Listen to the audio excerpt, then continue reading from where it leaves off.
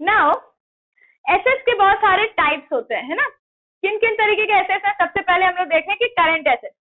Current मतलब क्या होता है? फिलहाल। करंट मतलब अभी जो हो रहा है, दैट इज करंट, है ना। जो अभी हो रहा है that is current.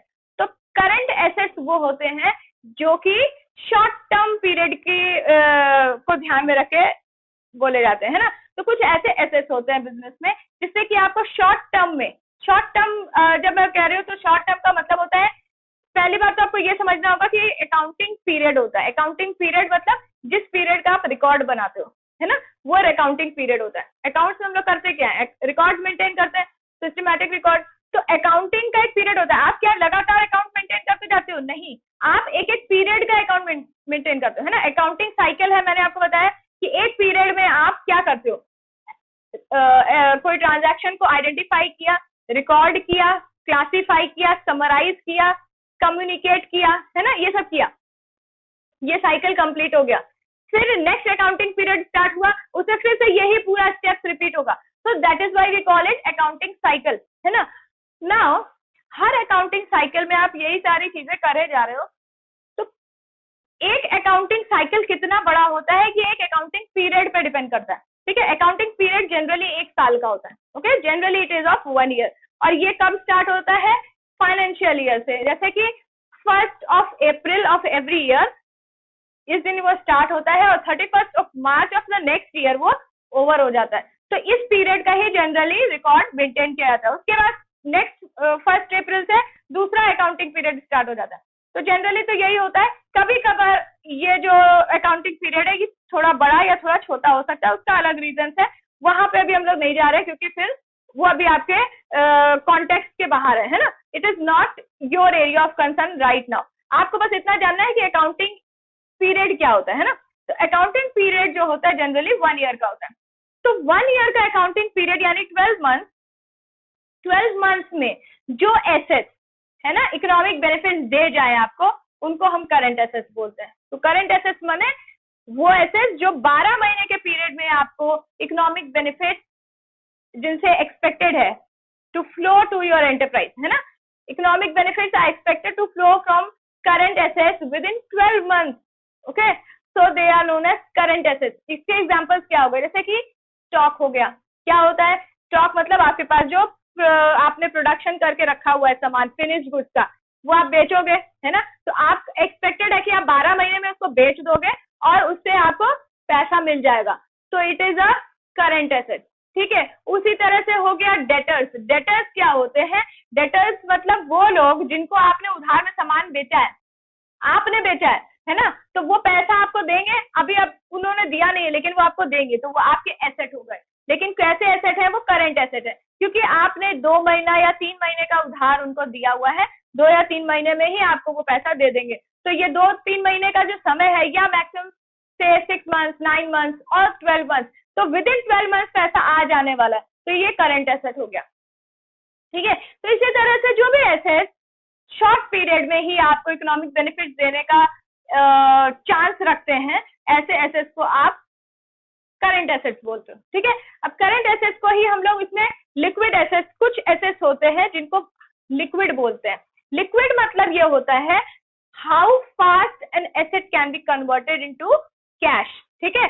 Convertibility into cash को हम लोग लिक्विडिटी बोलते हैं। लिक्विडिटी मीन्स कितनी जल्दी कोई भी एसेट कैश में कन्वर्ट किया जा सकता है। जितनी जल्दी वो कन्वर्ट हो जाएगा उतना ज्यादा उसको लिक्विड बोला जाएगा, ठीक है।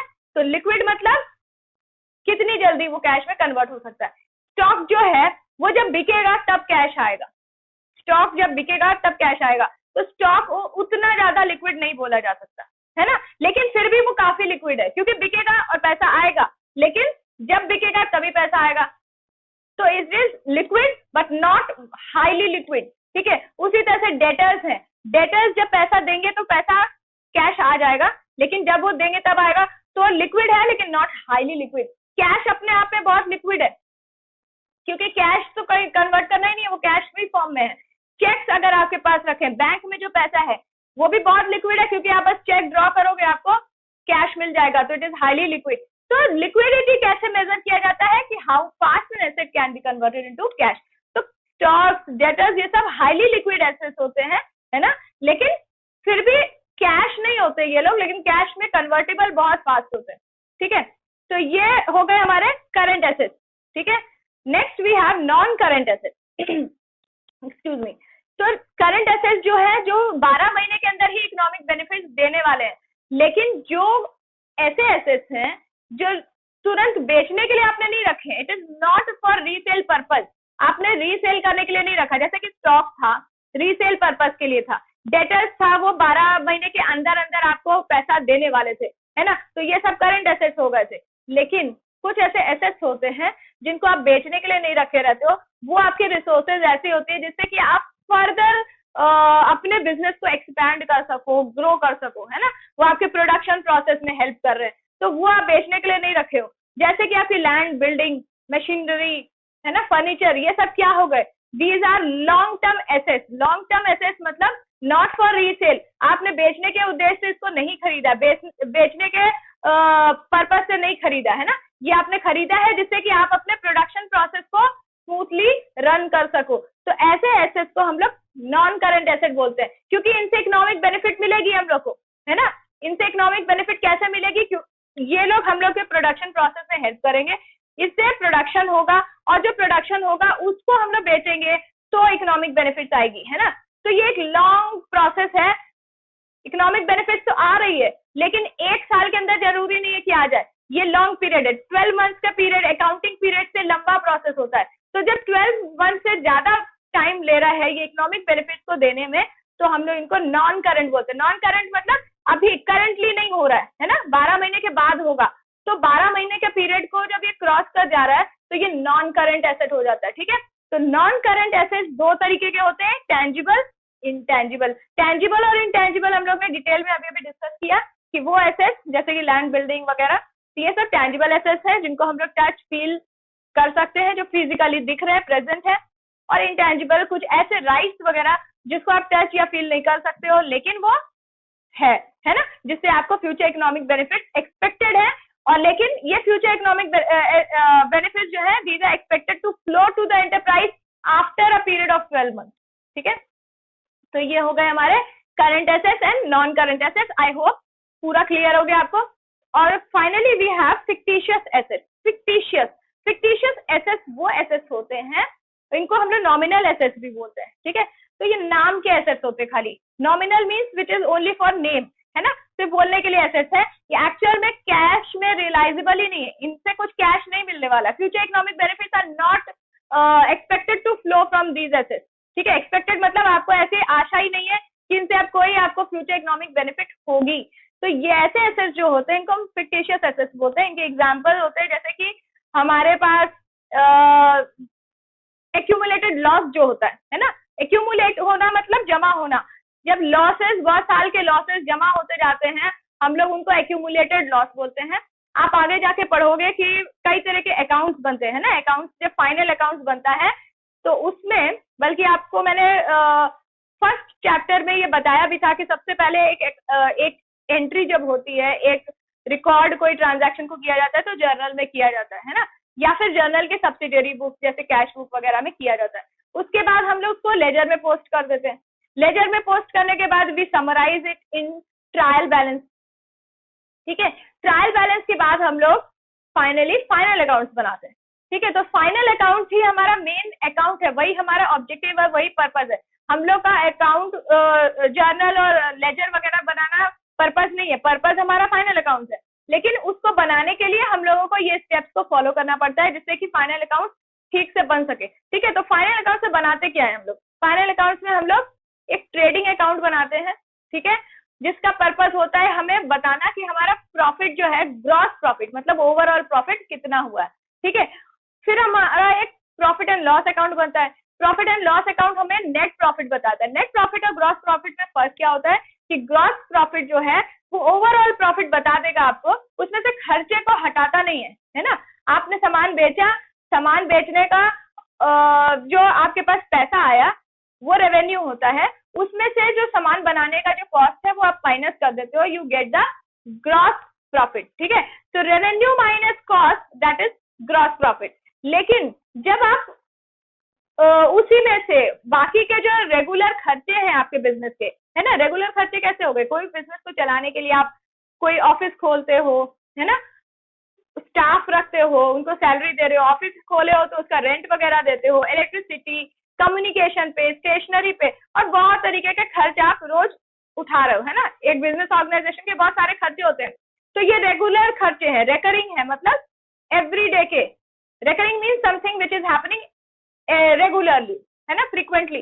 तो ऐसे जो खर्चे हैं उनको भी तो हटाना पड़ेगा ना। सिर्फ जो सामान को बनाने में जो कॉस्टिंग आई है सिर्फ उसको थोड़ी हटाएंगे आप, वो तो प्रोडक्शन का काम हो गया। प्रोडक्शन में जो खर्चा लगा वो तो है ही, उसके अलावा ऑफिस मेंटेन कर रहे हैं जहाँ से आप पूरा काम कर रहे हैं, वो भी तो, उसके भी तो खर्चे हैं, तो उसको भी तो माइनस करना होगा। तो जब आप वो खर्चों को भी माइनस कर दोगे तब जो प्रॉफिट आएगा वही तो एक्चुअल प्रॉफिट हुआ, है ना। तो वो होता है नेट प्रॉफिट। तो वो कैसे निकलता है, प्रॉफिट एंड लॉस अकाउंट से निकलता है। उसके बाद फाइनली हम लोग अपने बैलेंस शीट बनाते हैं। क्या बनाते हैं, बैलेंस शीट। बैलेंस शीट में हम लोग एसेट्स और लायबिलिटीज को दिखाते हैं कि आपके जो बिजनेस में आपने पैसा लगाया है उसका अब फाइनल पोजीशन क्या है ना। ये आपको और अच्छे से समझ में आएगा जब आप एसेट और लायबिलिटी दोनों देख लोगे, कैपिटल भी जान लोगे, है ना, ड्रॉइंग्स भी जान लोगे, तो आपको समझ में आएगा कि किस तरह से होता है। But this is the picture of your final account, ठीक है। तो फाइनल अकाउंट हम लोग जो बनाते हैं वो, उसमें balance sheet, trading and PL account, ये तीन चीजें हम लोग कवर करते हैं, है ना। तो जब आप ये बनाते हो, आप जब एक बैलेंस शीट बनाते हो तो उसमें जो एसेट्स दिखाते हो, है ना, उसमें एसेट साइड में आप फिक्टिशियस एसेट्स दिखाते हो। एसेट साइड में ही आप टेंजिबल एसेट्स भी दिखाते हो, एसेट साइड में ही आप इनटेंजिबल एसेट्स भी दिखाते हो, है ना, करंट एसेट्स भी वहीं दिखाते हो। लेकिन फिक्टिशियस एसेट्स जब आप वहां पे दिखाते हो तो उसका मतलब कुछ नहीं होता है, वो सिर्फ और सिर्फ इसलिए दिखाया जाता है जिससे कि आप कुछ अकाउंटिंग एडजस्टमेंट कर सको। फाइनली वो अमाउंट जो है वो प्रॉफिट एंड लॉस अकाउंट में ट्रांसफर होने वाली रहती है ना। तो जब तक वो ट्रांसफर नहीं होती, फॉर द टाइम बिंग, कुछ समय के लिए आप उसको बैलेंस शीट में एसेट साइड में दिखा देते हो। तो एक्चुअल में वो कोई एसेट होता नहीं है, उससे कोई कैश रियलाइज नहीं होने वाला है, कैश मिलने वाला नहीं है, फ्यूचर इकोनॉमिक बेनिफिट भी एक्सपेक्टेड नहीं है। तो it is not actually an asset, वो सिर्फ अकाउंटिंग पर्पज के लिए पीएल अकाउंट में यानी प्रॉफिट एंड लॉस अकाउंट में ट्रांसफर होने वाला है थोड़े दिनों में, उस पीरियड के लिए वो एसेट साइड में एसेट के तौर पे दिखाया जाता है। इसीलिए हम लोग उसको फिक्टिशियस या नॉमिनल, मतलब नाम के लिए एसेट बोलते हैं।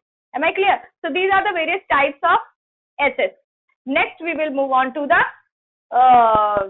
term liability and what are the different types of liability. We will now cover the balance portion of the topics that we have written on the board. The first one is liabilities. ठीक है, तो assets का हम लोग ने discuss किया है अभी, assets and its type. Now we will discuss what is a liability. It refers to financial obligations of an enterprise other than owner's funds. ठीक है, फाइनेंशियल ऑब्लिगेशन मतलब क्या होता है, फाइनेंशियल मतलब something which is related to money, है ना, finance मतलब जहां पे मनी की बात हो रही है, और ऑब्लिगेशन मतलब देनदारी। ऑब्लिगेशन मीन्स जो आपको देना है किसी को, है ना। तो ऑब्लिगेशन मतलब जब आपको किसी को कुछ देना है, दैट इज आपकी जो भी देनदारी है बाहरी लोगों को, उसको आप लायबिलिटी बोलते हो, ठीक है, फाइनेंशियल ऑब्लिगेशंस को। तो it refers to financial obligations of an enterprise. Enterprise मतलब कोई बिजनेस ऑर्गेनाइजेशन है जिसका जितना भी फाइनेंशियल पेमेंट है ना, जिसको बाहरी लोगों को कुछ देना है, वो other than owners fund. Other than owners fund मतलब ओनर मतलब जो बिजनेस का ओनर है, जो प्रोप्राइटर है ना। प्रोप्राइटर, आपने तीन तरह के बिजनेस के बारे में अपने बिजनेस स्टडीज में पढ़ा होगा। एक होता है sole proprietorship business. Sole proprietor, sole का मतलब होता है वन, ठीक है, सोल मतलब सिंगल। तो सोल प्रोप्राइटरशिप बिजनेस में क्या होता है कि एक सिंगल पर्सन है जो कि ओनर है ना। तो जो भी ओनर होता है वो बिजनेस में अपना पैसा लगाता है, तभी तो बिजनेस स्टार्ट होता है। तो बिजनेस में जो पैसा कौन लगा रहा है सोल प्रोप्राइटरशिप में, एक सिंगल पर्सन, ठीक है, वो सोल प्रोप्राइटर हो गया, है ना। तो ओनर्स फंड मतलब उसने जो पैसा लगा के रखा बिजनेस में, वो ओनर्स फंड हो गया। उसी तरह से पार्टनरशिप बिजनेस जो होता है उसमें कई सारे लोग इन्वॉल्व होते हैं, है ना, कई सारे पार्टनर्स होते हैं, एटलीस्ट दो तो रहते ही है। तो जब पार्टनर्स होते हैं, सारे पार्टनर्स ओनर होते हैं, आपको पता ही है, सारे पार्टनर्स उसमें पैसा लगाते हैं बिजनेस में, है ना। तो जो पैसा सारे पार्टनर्स लगा रहे हैं वो उनका ओनर्स फंड हो गया। ओनर मतलब वो खुद, और उनका जो फंड है जो वो पैसा बिजनेस में लगा रहे हैं वो उनका ओनर्स फंड हो गया, ठीक है। उसी तरह से कोई कंपनी है अगर, तो कंपनी में आपको पता है कि शेयर होल्डर्स होते हैं। अभी आपको कंपनी के बारे में डिटेल में नहीं पता होगा, लेकिन एक नाम तो आपने सुना ही होगा कि कंपनी होती है ना। ये सब जो रिलायंस वगैरह क्या है, ये सब कंपनीज है। इसमें क्या होता है, इसमें एक या दो ओनर नहीं होते, है ना। इसमें क्या है, शेयर होल्डर्स होते हैं। इसमें जो पैसा लगा हुआ होता है बिजनेस में, ये कई सारे छोटे छोटे पार्ट्स में पूरे इंडिया में सब लोग उसमें पैसा लगाए हुए रहते हैं। तो ये जो जितने जितने लोग उसमें पैसा लगा के रखे, सारे स्मॉल स्मॉल पार्ट के ओनर हो गए, है ना। टोटल ओनरशिप किसी के पास नहीं है, लेकिन पार्ट ओनरशिप सबके पास है, जो जो भी उसमें शेयर खरीद के रखा है ना। तो इसके बारे में डिटेल में आप बाद में पढ़ोगे ही। तो फिलहाल आपको इतना जानकारी रखना है कि जो भी पैसा लगाता है बिजनेस में, बिजनेस को खड़ा करने के लिए, तो वो बिजनेस का ओनर होता है, और उसने जो पैसा लगाया उसको ओनर्स फंड बोलते हैं, ठीक है। अब ओनर्स के फंड को छोड़ के, बिजनेस में और भी तो पैसा लगा रहता है ना। एक बिजनेस जो है सिर्फ एक आदमी के पैसे से ही चल पाए ये पॉसिबल नहीं है, क्योंकि एक बिजनेस जैसे जैसे ग्रो करता है उसमें पैसा उतना ज्यादा रिक्वायर्ड होता है ना, बिजनेस एक्टिविटीज को मेंटेन करने के लिए, प्रोडक्शन को रन करने के लिए, और अपने बिजनेस की जो ऑब्जेक्टिव है, क्या है objective, profit making, growth, expansion, है ना। तो ये सब को अचीव करने के लिए आपको ज्यादा से ज्यादा फंड्स की जरूरत होती है। क्या एक इंसान या कुछ इंसान के पास इतना पैसा है कि वो बार बार उसमें इन्वेस्ट कर सके? नहीं। तो इसीलिए वो जो खुद पैसा लगाता है बिजनेस में उसको तो ओनर्स फंड बोलते हैं, क्योंकि वो ओनर है। लेकिन जो वो बाहर से, है ना, एक्सटर्नल सोर्सेस से फंड्स लेके अपने बिजनेस में इन्वेस्ट करता है, उसको एक्सटर्नल फंड बोलते हैं, जिसी को हम लोग लायबिलिटी बोलते हैं। लायबिलिटी क्यों? क्योंकि उनको हमको वापस करना है पैसा, है ना। ओनर का पैसा तो उसका खुद का बिजनेस है, उसने बिजनेस में लगाया हुआ है, ठीक है। लेकिन जो बाहरी लोगों से लिया है उसको तो पहले वापस करना है, तो उसी को हम लोग लायबिलिटी बोलते हैं, ठीक है। तो what is a liability? It refers to financial obligation, मतलब पैसे की देनदारी है ऑफ एन एंटरप्राइज, एक एंटरप्राइज की, other than owners fund. Owner के फंड को छोड़ के और किसको किसको पैसा देना है? देखिए, ओनर का फंड ऐसा नहीं कि ओनर अपना पैसा लगा के भूल गया, पैसा तो उसको भी वापस चाहिए, है ना।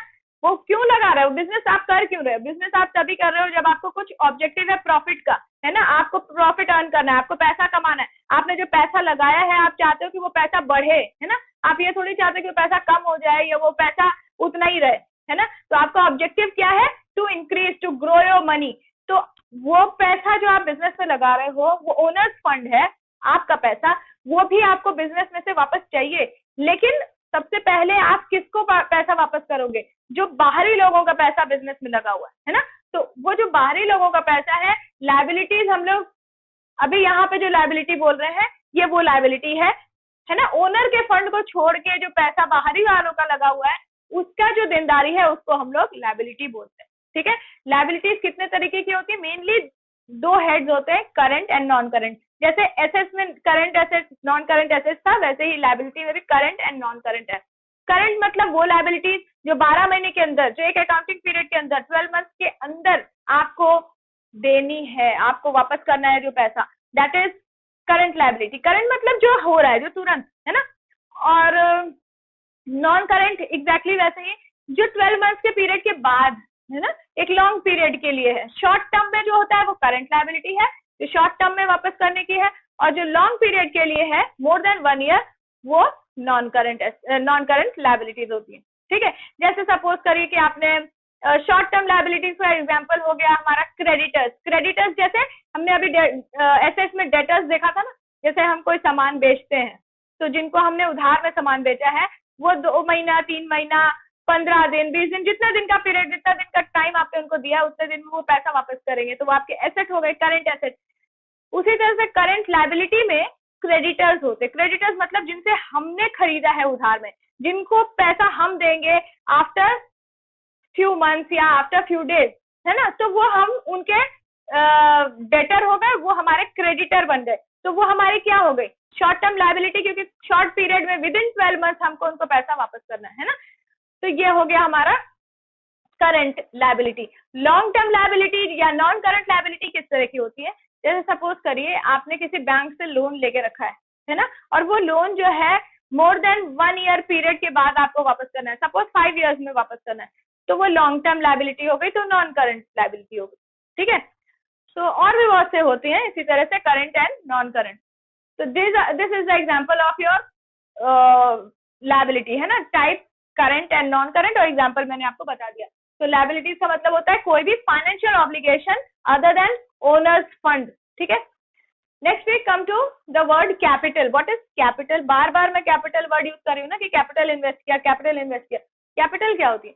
Capital refers to the amount invested in the business by its proprietor. मैंने बता ही दिया आपको कि जो बिजनेस का ओनर होता है, प्रोप्राइटर मतलब ओनर, जिसके पास बिजनेस का कंट्रोल होता है ना, ओनरशिप होती है, तो वो एक इंसान हो सकता है, सोल प्रोप्राइटर हो सकता है, या वो कई सारे मिलकर भी काम कर सकते हैं, जिसको हम लोग पार्टनर्स बोलते हैं।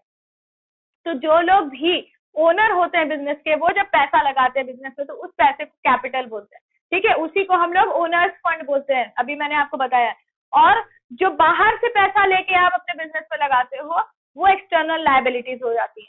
ठीक है, नाउ ओनर्स फंड जो है, यानी जो कैपिटल है, ये it is increase by the amount of profit and decrease by the amount of loss. मतलब क्या है, जब भी आप पैसा लगाते हो बिजनेस में और आपका बिजनेस में प्रॉफिट होता है, तो वो प्रॉफिट जो है वो कैपिटल, मतलब जो अमाउंट आपने लगाया है उसमें ऐड हो जाता है। ठीक है, तो आपकी कैपिटल इंक्रीज हो जाती है। उसी तरह से अगर सपोज आपका बिजनेस में लॉस होता है, तो आपने जो पैसा लगाया है उसमें से वो अमाउंट, लॉस का अमाउंट डिक्रीज हो जाता है, घटा दिया जाता है, तो मतलब आपकी कैपिटल कम हो गई। ठीक है, तो ये होता है कैपिटल। और कैपिटल का एक इक्वेशन होता है, this is a very important equation, capital is equal to assets minus liabilities.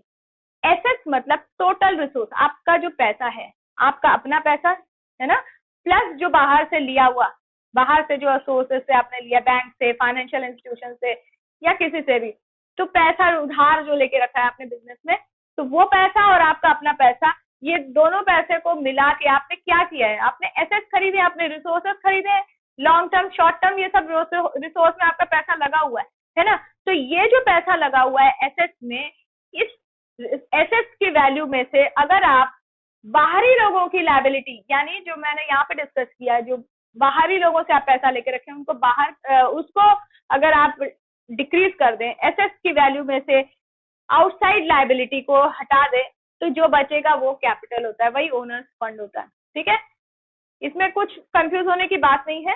Capital मतलब एसेट्स में दो तरह के पैसे लगे हुए हैं, एक तो कैपिटल लगा हुआ है, कैपिटल मतलब ओनर का पैसा, और दूसरा लगा हुआ है एक्सटर्नल लायबिलिटीज का पैसा, है ना। तो जब आप एसेट्स में से एक्सटर्नल लायबिलिटीज का पैसा हटा देंगे, तो जो बचेगा वो क्या रहेगा? ओनर का फंड, यानी capital. Clear? Now we come to drawings. ठीक है, तो ड्रॉइंग्स क्या होता है? I have told you already कि ड्रॉइंग का मतलब वो जो आप आर्ट एंड क्राफ्ट करते थे बचपन में, वो नहीं। ड्रॉइंग का मतलब आपको याद करना होगा कि अगर आप बैंक जाते हो, है ना, बैंक अकाउंट होगा आपका, अगर नहीं भी है तो कभी अपने पेरेंट्स के साथ गए होंगे, तो बैंक अकाउंट में क्या होता है, आप पैसा ड्रॉ करते हो ना, विड्रॉल स्लिप होता है। कुछ लोग तो बैंक गए ही होंगे, कम से कम उनको आइडिया होगा, और जिनको नहीं आइडिया है तो वो ये समझ ले कि बैंक में आप जब जाते हो तो ड्रॉ करते हो, पैसा आप ड्रॉ करते हो। कैसे ड्रॉ कर रहे हो? आपका अकाउंट है ना, या आपके पेरेंट्स का अकाउंट है, और उस अकाउंट में पैसा रहता है आपका। कौन सा पैसा? जो आपने अपने घर में सेव करके रखा है, वो आप बैंक में एक अकाउंट खोल के वहां पे रख देते हो, और जब आपको जरूरत पड़ती है आप उसमें से निकालते हो, है ना। तो वो जो निकालते हो उसको आप क्या बोलते हो? ड्रॉइंग, है ना। पैसे को अपने अकाउंट में से निकालना अपने यूज के लिए, that is known as drawing. ठीक है, उसी तरह से जब आप बिजनेस में पैसा लगा के रखते हो, उसको हम लोग कैपिटल बोलते हैं, है ना। वो आपका अपना ओनर फंड है, आपने अपना पैसा लगा के रखा है बिजनेस में। अब उस पैसे को जब आप बिजनेस में यूज कर रहे हो तो कोई प्रॉब्लम नहीं है, वो तो बिजनेस के काम में ही लग रहा है। लेकिन जब आप पर्सनल यूज के लिए निकालते हो, है ना, तो हम लोग उसको ड्रॉइंग्स बोलते हैं। तो वो या तो आप कैश निकाल रहे हो बिजनेस में से, या कोई सामान यानी गुड्स जो आपने प्रोडक्शन करके रखा है बेचने के लिए, उसमें से कुछ गुड्स आप अपने पर्सनल पर्पस के लिए, अपने घर के काम के लिए ले गए, है ना। या फिर आपने जो एसेट खरीद के रखा है बिजनेस में, उसमें से कुछ एसेट आप अपने पर्सनल यूज के लिए, अपने घर के काम के लिए ले गए, बिजनेस के काम के लिए नहीं, घर के काम के लिए। कैश जो बिजनेस में लगाया है वो बिजनेस के काम के लिए नहीं, कुछ कैश आपने निकाला अपने घर के काम के लिए। तो ये जो घर के काम के लिए, जो पर्सनल यूज के लिए जो आप पैसा या गुड्स या एसेट्स कुछ भी निकाल रहे हो बिजनेस में से, इस निकालने को बोलते हैं ड्रॉइंग। ठीक है, तो क्या होता है, ये कहाँ से निकल रहा है, ये कैपिटल में से कम हो रहा है ना। कैपिटल जो आपने लगाया हुआ है पैसा, उसी कैपिटल में से आप पैसा निकाल रहे हो, या तो कैश निकाल रहे हो या एसेट्स निकाल रहे हो। क्यों? क्योंकि एसेट कहाँ से आ रहा है, ये जो कैपिटल आपने इन्वेस्ट किया उसी से तो एसेट खरीदा है ना। तो या तो आप एसेट्स में से या गुड्स में से या कैश में से आप जो भी निकालो, वो एक्चुअल में क्या हो रहा है, आपकी कैपिटल कम हो रही है ना। जो आपने लगाया था पैसा वो कैपिटल था, अब उसी में से कुछ निकालोगे तो कैपिटल कम होगी। इसीलिए ड्रॉइंग्स को हम लोग क्या करते हैं, कैपिटल में से माइनस करते हैं। ठीक है, और जब प्रॉफिट होता है तो कैपिटल बढ़ती है, इसलिए कैपिटल में ऐड करते हैं। जिस तरह से लॉस होने पे हम लोग कैपिटल से लेस करते हैं, उसी तरह से ड्रॉइंग्स भी एक तरह का लॉस ही तो है। आप बिजनेस में पैसा लगाने के बाद अगर पर्सनल यूज के लिए निकाल लोगे तो बिजनेस के लिए उतना तो घाटा ही हुआ ना, बिजनेस को क्या हो रहा है, लॉस ही तो हो रहा है। तो हम लोग उसको क्या करेंगे, कैपिटल में से डिक्रीज करेंगे। तो this is the discussion that we did. We discuss business transaction, उसके फीचर्स, देन वी डिस्कस कि इवेंट क्या होता है। इवेंट कोई भी कॉन्सिक्वेंस होता है, आउटकम होता है, रिजल्ट होता है किस चीज का, बिजनेस ट्रांजैक्शन का। उसके बाद हम लोग ने एसेट्स क्या होता है ना, और उसके कितने टाइप्स होते हैं, current and non current and fictitious, ये पढ़ा। हम लोग ने लायबिलिटी डिस्कस की कि लायबिलिटी क्या होती है, आउटसाइड सोर्सेस से लिया हुआ फंड जो हम लोग रिटर्न करते हैं। कैपिटल भी लायबिलिटी होती है, लायबिलिटी मतलब देनदारी है ना, आपको देना है। तो हम लोग यहाँ पे लायबिलिटी और कैपिटल को अलग अलग क्यों डिस्कस करें, जबकि लायबिलिटी जो है एक ऐसा टर्म है जिसमें कैपिटल भी आता है ना। लेकिन कैपिटल क्या है, आपका लगाया हुआ, आप अपने बिजनेस में खुद लगा रहे हो, तो क्या सबसे पहले पैसा आप ही ले लोगे, नहीं, सबसे पहले आप उनको दोगे जो बाहरी लोग हैं, है ना। उसके बाद जो बचेगा वो आप खुद लोगे। तो इसीलिए ओनर्स फंड को हम लोग लायबिलिटी में दो पार्ट कर देते हैं, एक होता है आउटसाइड लायबिलिटी, एक होता है ओनर का पैसा। ओनर को बाद में पैसा मिलता है, पहले जो वो बाहरी लोगों से लेके रखा है वो रिटर्न करना रहता है। तो जब मैं लायबिलिटी वर्ड यूज कर रही हूँ तो जनरली लायबिलिटी जो है वो आउटसाइड लायबिलिटी के लिए ज्यादा यूज होती है। ऐसे तो लायबिलिटी में कैपिटल और आउटसाइड फंड दोनों ही इंक्लूडेड होते हैं। ठीक है, लायबिलिटी हमारी करंट नॉन करंट जैसे एसेट्स होती है वैसे ही होती है। और वैसे फिर कैपिटल होता है, कैपिटल एसेट और लायबिलिटी का टोटल होता है, एसेट माइनस लायबिलिटी होती है।